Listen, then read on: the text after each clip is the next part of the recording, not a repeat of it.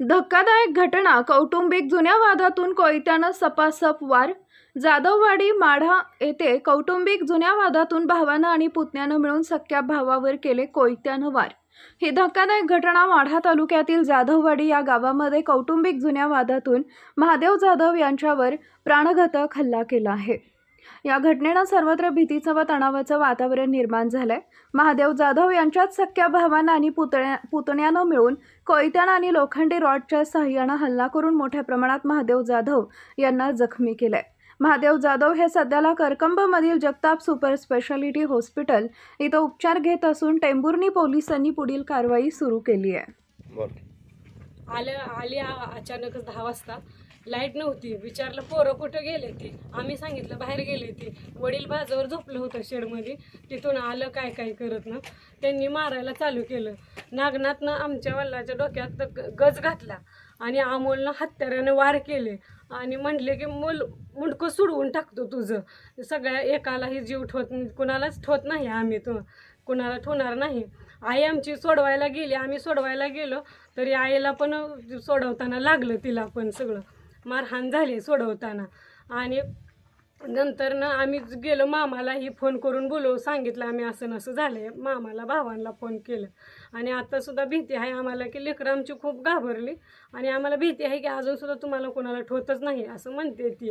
आणि वडिलाला आमच्या हात्याने सगळं वार केलं. काना मागं, डोक्यात, हाताला, खुब्याला हे सगळ्याला वार केलं.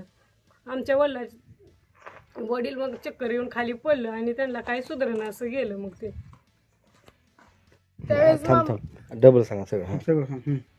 आम्ही झोपलेलो होतो. अचानक ते आले, खूप मारायला लागले. मग आम्ही झोपेतनं जागे झालो. सगळे उठलो. इथे मारामारी चाललेले होते. फोन लावले ज्याला त्याला. त्या मामांच्या पायात पडलो. पण मामा म्हणले कुणाला सोडत नसतो, खूप मारून टाकणार आहे, एकाला मारून टाकणार आहे. आमच्या मामांना पण मारायची भीती घातली व सगळ्या घराभराला मारायची भीती घातली. आणि आजोबांना खूप मारलं. आधी आजोबांच्या भावाने मारलं त्यांना आणि मग त्यांच्या ह्यांनी मारलं त्यांना. आम्ही मामाच्या पायाने पडलो पण त्यांनी कुणीच काय ऐकलं नाही व मारलं. ते खालचे आजोबा पळत आले म्हणून आम्ही वाचलो, नाही तर आमचं काय खरं नव्हतं. ते आजोबांना लय मारत होते. माझं नाव महादेव संभाजी जाधव.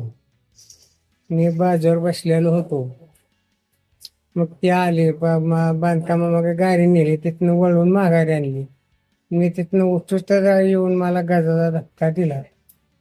तोंडा हात्यानं पत्न्यानं हाणलं. माझी बहीण एक आहे. रांडाव 4-3 लेकरं आहे. तिची आई झोपलेली होती पोरच्या मध्ये. मी आपलीकडे गुराच्या दावणीकडे गुराला शेळ्या राखून घेतलं. तिथनं येऊस तर मला धक्का देऊन हाणून गेलं. मग आमचा खाल्ला धाकला भाऊ आला. 2-4 कोयती काट्या हांद्यावर गज. पण त्यांनी सोडवलं तरी बी सोडवून एकाला रोज तरी एकानं धक्का द्यायचा, एकाला रोज तरी एकानं धक्का द्यायचा. कोयता कुठं मारलाय? कोयता एवढा हित्त मारलाय, हित्त मारलाय, हित्त 2-3 ठिकाणी. गाजाचं हित्त ह्या खोब्यावर ह्या खोब्यावर हाणलं. कोयता कोणी मारला? पत्न्याने. नाव काय त्याचं? अमोल नागनाथ जाधव. आणि भावाचं? नागनाथ संभाजी जाधव. किती टाका पडली? डॉक्टर काय म्हणले? डॉक्टर काय विचारलं नाही. टाक पण बर. माझ्या घरच्याला धोका आहे ह्याच्यापासून, भावा पत्नीपासून. तर मला काय काळजी करायची त्यांनी माझ्या लेकरा बाळाची काळजी करायची. तू म्हणजे कोण म्हणलं कोयत्यानं मग? पत्नी हा भाऊ. हा. तुम्ही काय बोलला का नाही मग त्याला? बोलूच तर धपकं दोघांचं संकट. बर. काय बोल पाडलं खाली हाणते तिथे हाण. आणि त्याला काय तर लागलं होतं. माझ्यापेक्षा कोयता नव्हता, काठी नव्हती, चपल्या सुद्धा पाया नव्हत्या. मी हाणलं की उठून. पण मग ते आता कुठं मला लागले म्हणून करून ते ऍडमिट आहे. त्याचं ऐकायला मी हाणलं नाही, काय नाही. दोघं मला ऐकलं नाही. घरी दांडगाय.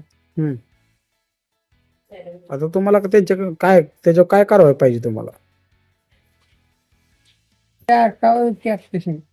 कुठं अडकावी? कारवाई करावी, गुन्हा दाखल करून त्याची चांगली शिक्षा द्यावी. माझ्या कुटुंबाला त्यांच्यापासून धोका आहे, मला धोका आहे आणि त्याला का अटक करायची.